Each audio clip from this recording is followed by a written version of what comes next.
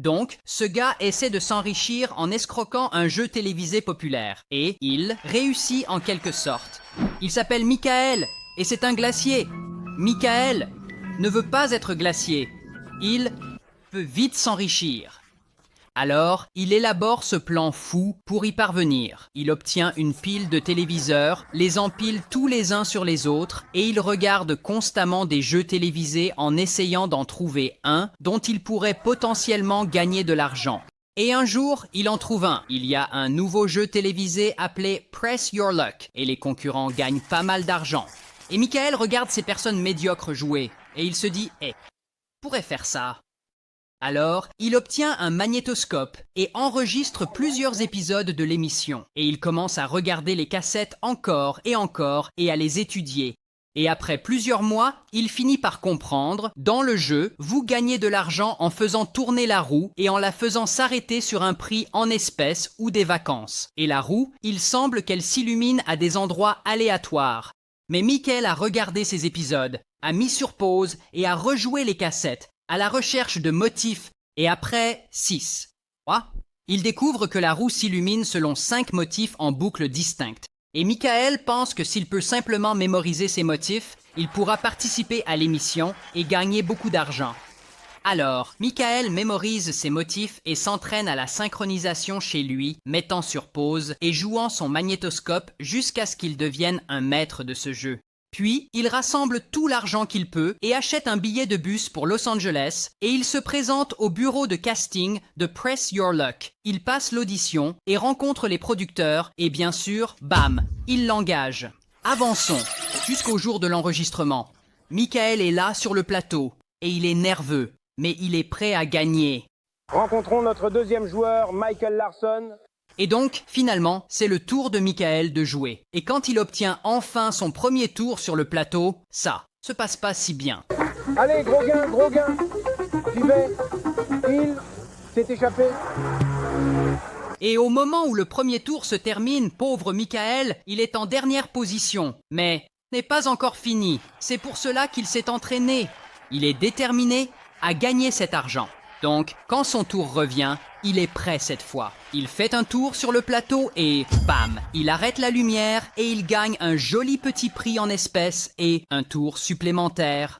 Et donc, il y va, à nouveau, et bam, il gagne encore et il continue et il dépense encore et il gagne de plus en plus et bientôt ses gains dépassent 30 000 $. À ce stade, les producteurs de l'émission commencent à se méfier que Michael pourrait faire quelque chose de louche.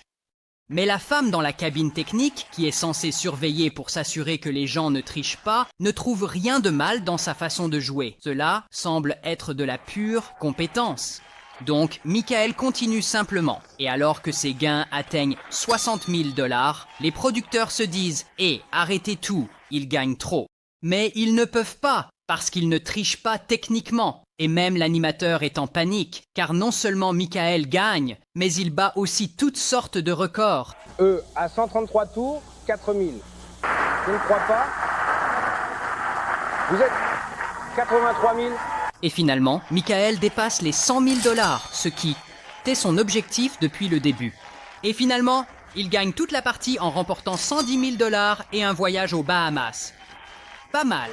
À l'époque, en 1984, il avait gagné plus d'argent que quiconque dans un seul épisode de n'importe quel jeu télévisé américain.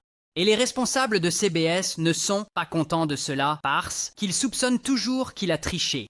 Mais ils ne peuvent prouver quoi que ce soit, alors ils lui écrivent un gros chèque et l'envoient sur son chemin, ce qui signifie que son plan a officiellement réussi. Cependant, Michael n'en a pas fini. Il est toujours déterminé à devenir riche. Il a fait de devenir riche son identité. Et un jour, il écoute la radio et entend parler de ce concours. Dans ce concours, ils lisent des numéros de série sur des billets d'$1. Et si vous avez un billet d'$1 qui correspond au numéro qu'ils lisent, vous gagnez 30 000 $. Alors, Michael va à la banque et retire 50 000 $ de ses gains du jeu télévisé en billets d'$. Puis lui et sa femme s'assoient chez eux et examinent chaque billet d'$, à la recherche de celui qui correspond au numéro de série gagnant. Et ils font cela pendant des semaines, mais malheureusement pas de chance. Alors, Michael prend la moitié de l'argent et la remet à la banque et l'autre moitié, il la cache simplement à des endroits aléatoires dans sa maison. Mais ensuite, quelque temps plus tard, une nuit, quelqu'un s'introduit chez lui et vole tous les billets d'1$ qu'il avait cachés dans sa maison. Et Michael, il se fâche et il accuse directement sa propre femme d'être impliquée dans le cambriolage.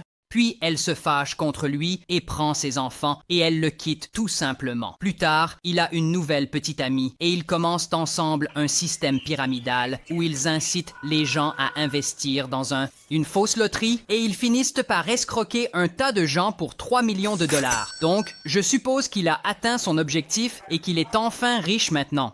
Mais finalement, la SEC, FBI et l'IRS se rendent compte de son escroquerie et se lancent à sa poursuite.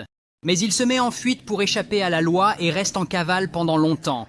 En fait, il ne l'attrape jamais. Et finalement, il meurt et il ne le trouve qu'après sa mort. Il est mort d'un cancer qui n'est pas lié à tout cela, mais il s'est techniquement échappé. Donc, un clin d'œil à Michael, je suppose.